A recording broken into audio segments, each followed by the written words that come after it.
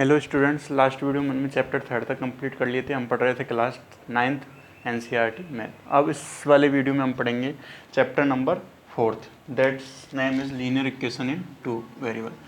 Chapter number 4, this is the chapter 4, this name is linear equation in two variables. ये अपने 9th class का 4th chapter पर है। इससे पहले हमने 3rd चैप्टर तक कंप्लीट कर लिए थे।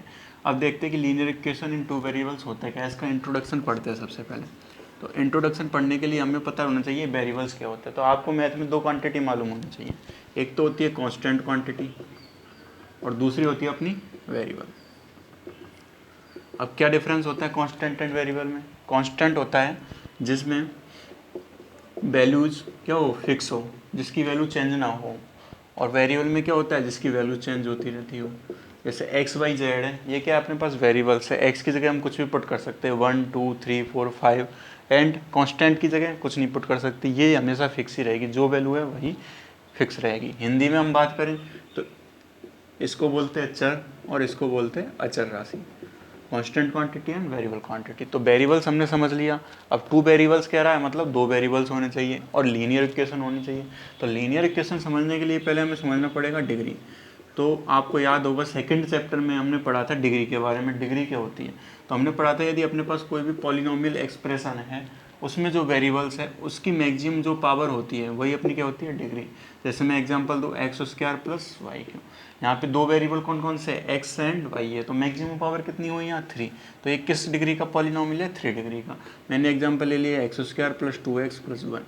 यहाँ वेरिएबल क्या है, एक्स है, एक्स की मैक्सिमम पावर कितनी हो गई 2। तो वेरिएबल 2 होने के कारण डिग्री कितनी हो गई, 3 हो गई, 2 हो गई। तो इस तरीके से हम डिग्री फाउंड आउट करते हैं। अब लीनियर इक्वेशन के लिए मैंने लास्ट वीडियो में आप जाके देखोगे सेकंड चैप्टर में, तो लीनियर इक्वेशन के लिए अपनी डिग्री होती है कितनी, 1। क्वाड्रेटिक इक्वेशन के लिए क्या होती है, डिग्री 2। और क्यूबिक पॉलिनोमियल के लिए डिग्री कितनी होती है, 3। तो अपने को क्या पढ़ना है, वेरिएबल्स अपने पास पॉलिनोमियल एक्सप्रेशन में 2 होने चाहिए और इक्वेशन कैसी होनी चाहिए, लीनियर। उस तरह की अपन पॉलिनोमियल्स पढ़ेंगे। जैसे मैंने ले लिया x plus y plus z equal to, यहाँ पे देखिए कितने वेरिएबल्स है, 3। अपने से नहीं चलेगा, अपने कौन सा लेना पड़ेगा, 2 वेरिएबल्स। तो मैंने ले लिया x plus y plus 3 equal to लियो। अब देखो एक्स वाई ओनली 2 वेरिएबल्स हैं और डिग्री कितनी है, 1 है, क्योंकि एक्स की मैक्सिमम पावर 1, वाई की मैक्सिमम पावर 1। जैसे ही मैक्सिमम पावर 1 हुई तो इक्वेशन कैसी हो गई अपने पास, लीनियर इक्वेशन। तो चलो अब क्वेश्चंस करते हैं, फिर अपने को अच्छे से समझ में आएगा। तो जैसे मैंने आपको लिख दिया एक्स प्लस वाई प्लस 1 लिखा था, तो जो लीनियर इक्वेशन होती है उसकी एक जनरल फॉर्म होती है। अब वो जनरल फॉर्म क्या होती है वो हम सीख लेते हैं। जनरल फॉर्म होती है अपने पास a x plus b y plus c equal to 0। ये क्या है, linear equation in two variables general form. ये अपनी लीनियर इक्वेशन है, 2 वेरिएबल्स है x and y, and a b and c are क्या है, कॉन्स्टेंट टर्म्स। और एक्स वाई वेरिएबल्स है और लीनियर इक्वेशन है। तो इस इक्वेशन के बारे में ही हम पढ़ेंगे। जैसे हमने पिछली लास्ट 8th क्लास में आपने पढ़ा होगा कि x प्लस 5 इक्वल टू 0। अब यहाँ पे कितने वेरिएबल है, 1 वेरिएबल, और इक्वेशन कैसी है, लीनियर। तो इस वाली इक्वेशन को क्या बोलेंगे, लीनियर इक्वेशन है 1 वेरिएबल। इसका सॉल्यूशन कैसे निकालते थे हम, x इक्वल टू -5, इस तरीके से सॉल्यूशन निकालते थे। 5 उधर जाएगा तो साइन क्या हो जाएगा, चैन -5। अब इसके कुछ एग्जाम्पल्स करते हैं, उससे अपने को क्लियर होगा। एग्जाम्पल नंबर 1 है अपना, write each of the following equations in the form a x plus b y plus c. अपने को कुछ इक्वेशंस दी हुई है, उन्हें हमें किस फॉर्म में लिखना है, a x plus b y plus c equal to 0। इस फॉर्म में हमने को लिखना है। अब इक्वेशन क्या दी हुई है, उसके बाद कह रहा है कि find the value of a b and c. Find the value of a b and c. हमें ए बी सी की वैल्यूज भी क्या करनी है, फाइंड आउट करनी है। तो चलो पहला क्वेश्चन देख लेते हैं। Example 2x plus 3y equal to 4.37। ये अपने को इक्वेशन दे रखी है फर्स्ट क्वेश्चन को। अभी have to change this equation in the form of a x plus b y plus c equal to 0 which is known as general form. क्या करेंगे, equal to 0, right hand side में 0 होना चाहिए, तो 4.37 को भी इस साइड हमें को लेकर आना पड़ेगा। 3y minus 4.37 equal to. अब देखो इससे कंपेयर करते हैं हम, x की जगह पर x है, y की जगह पर y है। अब c की जगह पे क्या है, पूरा कंप्लीट -4.37। ये जनरल फॉर्म में चेंज हो गई। a की जगह पे क्या है यहाँ पे 2, क्योंकि x जिससे मल्टीप्लाई हो रहा है वो x का कोएफिशिएंट हो गया और वो कितना हो गया 2। b की वैल्यू कितनी हो गई अपने पास 3, a b c की वैल्यू आ गई और हमने जनरल फॉर्म में भी इसको चेंज कर लिया। सारे क्वेश्चंस अपने को इसी के अकॉर्डिंग करना है। नेक्स्ट क्वेश्चन देखते हैं, second question, x minus 4 equal to √3y। करो, टाइम लो आप और सोचो किस तरीके से करेंगे। देखो सबसे पहले x, उसके बाद y वाला टर्म, इधर प्लस है तो इधर आके माइनस हो जाएगा, y प्लस 4 इक्वल टू 0। ये सही है? नहीं, ये सही नहीं, यहाँ पे माइनस है तो यहाँ पे भी क्या आएगा, माइनस आएगा। अब सही है, तो जनरल फॉर्म चेंज हो गई, x का coefficient y then constant term equal to 0। तो यहाँ पे अब आप देखो a की वैल्यू कितनी हो गई 1, x किसी से मल्टीप्लाई नहीं हो रहा तो हम कैसे लिखेंगे, a equal to 1, v equal to क्या होगा माइनस का √3 और c इक्वल टू क्या होगा -1। इस तरीके से अपने वो सारे क्वेश्चन करने हैं। नेक्स्ट एग्जांपल देखें हम, थर्ड एग्जांपल है अपना 4 equal to 5x minus 3y। अब देखो इक्वल में इस साइड इसने कांस्टेंट टर्म दे दिया और इस साइड अपने को वेरिएबल्स दे दिए, तो अपन पूरे को इधर साइड से उधर साइड ले जाते, तो हम इसको ये भी लिख सकते हैं 5x minus 3y equal to, okay. अब 5x माइनस 3y एक माइनस 4 इक्वल टू 0, इस साइड आएगा तो नेगेटिव हो जाएगा। अब यहाँ पे a की वैल्यू हो गई अपने पास 5, v की वैल्यू हो गई -3 एंड c की वैल्यू कितनी हो गई -4। आ गया आपको समझ में अच्छे से। Fourth question 2x equal to y, ये भी अपने पास इजी है, 2x minus y equal to 0। तो a की वैल्यू कितनी हो गई 2, क्योंकि a किससे मल्टीप्लाई होता है x से, और b की वैल्यू कितनी हो गई -1, और c की वैल्यू इंपॉर्टेंट 0, क्योंकि यहाँ पे कांस्टेंट टर्म है ही नहीं है, और है नहीं है तो क्या हो गया c की वैल्यू 0। इस तरीके से अपने को क्या करने हैं, क्वेश्चंस करने हैं। सबसे पहले उसे जनरल फॉर्म में चेंज करना है, उसके बाद वेरिएबल्स निकालने हैं। अब हम चलते हैं, write each of the following as an equation in 2 variables. Example number 2 है अपना, आपको बता देता हूँ, ये आपको क्लियर आ गया होगा समझ में अच्छे से।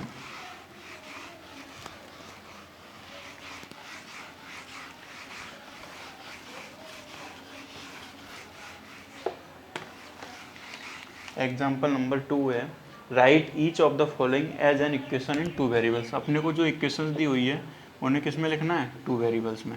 अब देखो क्या दे रखा है और कैसे लिखते हैं वो भी पता चल ही जाएगा जब नेक्स्ट क्वेश्चन देखेंगे अपन। x इक्वल टू -5, ये अपने को इक्वेशन दी हुई है, उसने कहा कि 2 वेरिएबल्स में लिखना है। अपने पास तो यहाँ वेरिएबल्स एक ही है, तो कैसे लिखेंगे, देखो जनरल फॉर्म अपने को मालूम है ax plus by plus c equal to 0। अपने पास x का टर्म है, कॉन्स्टेंट टर्म है, y का कॉन्स्टेंट y इक्वल नहीं है अपने पास, क्या करेंगे, पहले तो इसको सबसे पहले इधर लेके आओ। ओके, यहाँ तक समझ में आया। फिर x का है, y का नहीं है, तो y अपन अपनी मर्जी से लगा लेते हैं, और 5 को ऐसे कि ऐसे लिख दिया। अब लाना तो यही है, तो इधर प्लस लगा दिया, इधर प्लस लगा दिया। अब y के आगे 0 से अपने को मल्टीप्लाई करना पड़ेगा, 0 से मल्टीप्लाई करेंगे तभी आगे 0 होगा, तभी इसकी जगह पे ये लिख सकते हैं। तो इस तरीके से अपने को लिखना होगा। तो अपने पास हो गया x plus 0 into y plus 5, यहाँ किसी से मल्टीप्लाई नहीं हो रहा है तो 1 को किससे मल्टीप्लाई कर लिया, x से। तो अब इस वाली फॉर्म में अपने पास चेंज हो गया ax plus b y plus c equal to 0। और यहाँ से हम कह सकते हैं a equal to 1, v equal to 0 and c equal to 5। I think आपको समझ में आ गया होगा अच्छे से। नेक्स्ट एग्जाम्पल में इसका फोर्थ आपको बता देता हूँ, बाकी आपको 2 खुद से करने हैं। 5/2 इसको लिख लिया, 5/-2 इक्वल टू 0। एक्स का टर्म नहीं है तो 0 से मल्टीप्लाई करके x लिख लिया, कोई फर्क पड़ेगा नहीं पूरे होल इक्वेशन पे, -2 इक्वल टू 0। अब यहाँ से देखेंगे a की वैल्यू 0, v की वैल्यू 5 एंड c की वैल्यू -2। 2 क्वेश्चन मैं आपको दे देता हूँ, आप नोट डाउन कर लो। सेकेंड क्वेश्चन है अपना, इसका y इक्वल टू 2, और थर्ड इसको भी किस में लिखना है, जनरल फॉर्म में लिखना है, एंड 2x इक्वल टू 3। आप इसको नोट डाउन कर सकते हैं।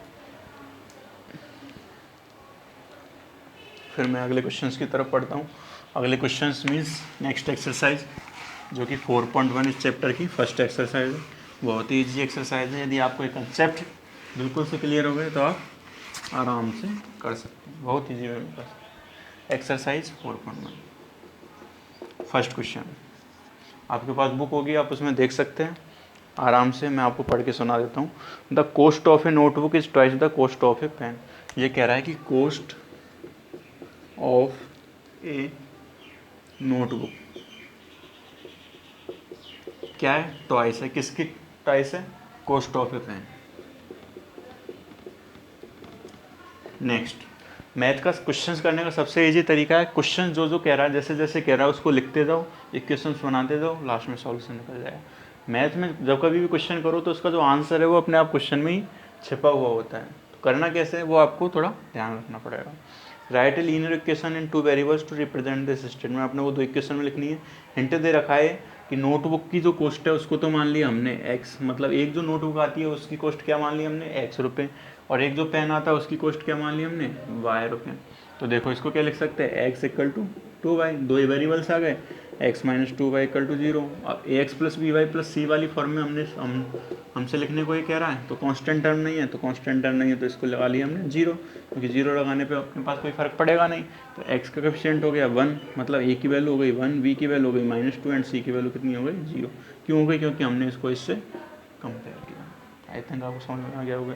Next question second, express the following linear equation in the form of ax plus b y plus c equal to. जितने भी अभी अपन ने क्वेश्चंस किए थे उसी तरीके से अपने को ax plus b y plus c equal to 0 की फॉर्म में क्या करना है, एक्सप्रेस करना है। And indicate the values of a b c, और हर केस में अपने को a की वैल्यू, b की वैल्यू एंड c की वैल्यू बतानी होगी। चलो करके देख लेते हैं। ये भी इजी क्वेश्चन है, जब ये कर लिया तो इसमें क्या दिक्कत है, ये भी हो ही जाएगा। करना कुछ नहीं है, क्वेश्चन पढ़ना है और उसके बाद आंसर निकालना है। फर्स्ट क्वेश्चन है अपना 2x plus 3y equal to 9.3। अब मैं डायरेक्ट करूँगा शॉर्ट फॉर्म में, बेसिक से मैंने डिटेल से आपको बता ही दिया। अपने को फॉर्म में चेंज करना है ax plus b y plus c equal to 0। पहले तो इसमें चेंज करेंगे, क्वेश्चन ये कह रहा है, उसके बाद अपने को a b एंड c की वैल्यूज फाइंड आउट करनी होगी। इसमें चेंज करने के लिए इक्वल की इस साइड में क्या करना होगा, 0 करना होगा। तो 2x सॉल्व किया हमने plus 3y minus 9.35 equal to 0।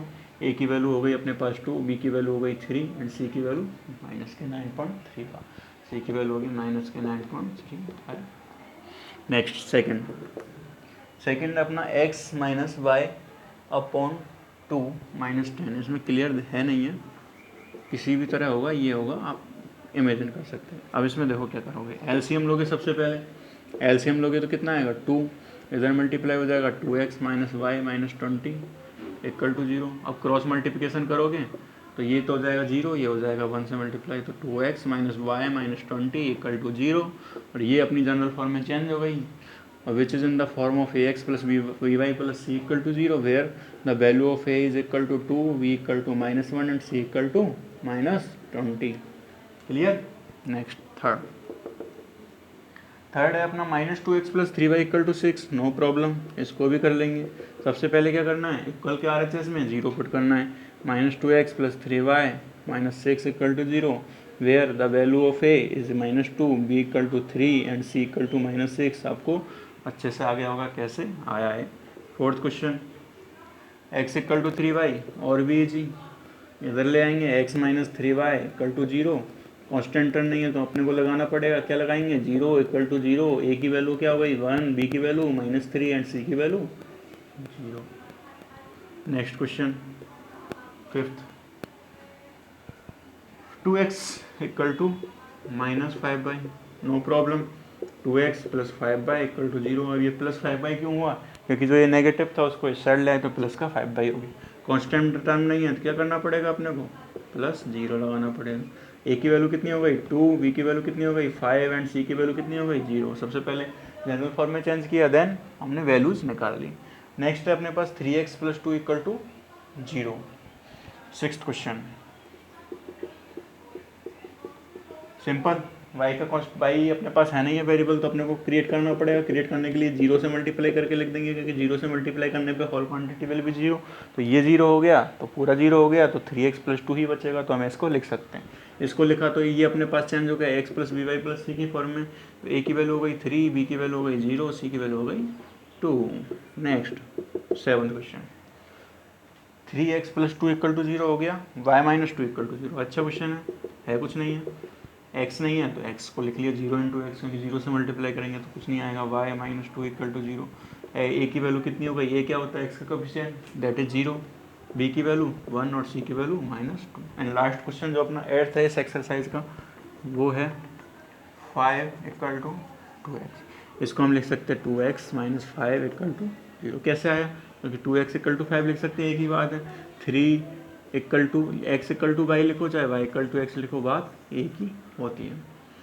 अब एक y का टर्म नहीं है अपने पास तो क्या करना पड़ेगा, 0y माइनस 5 इक्वल टू 0। यहाँ से कंपेयर करेंगे तो a की वैल्यू 2, b की वैल्यू 0 एंड c की वैल्यू -5। इस तरीके से हम देख सकते हैं। आई थिंक आपको समझ में आ गया होगा। ये अपनी एक्सरसाइज 4.1 है। सारे क्वेश्चंस मैंने करवा दी। किसी में भी डाउट हो आप कमेंट सेक्शन में पूछ सकते हैं। नेक्स्ट वीडियो में हम नेक्स्ट एक्सरसाइज के बारे में पढ़ेंगे। कहीं भी कोई भी डाउट हो तो आप अच्छे से पूछ सकते हैं। वीडियो अच्छा लगा तो लाइक सब्सक्राइब कीजिए, और नहीं किया तो भी आपकी मर्ज़ी। बस पढ़ते रहिए, मुस्कुराते रहिए। Thank you.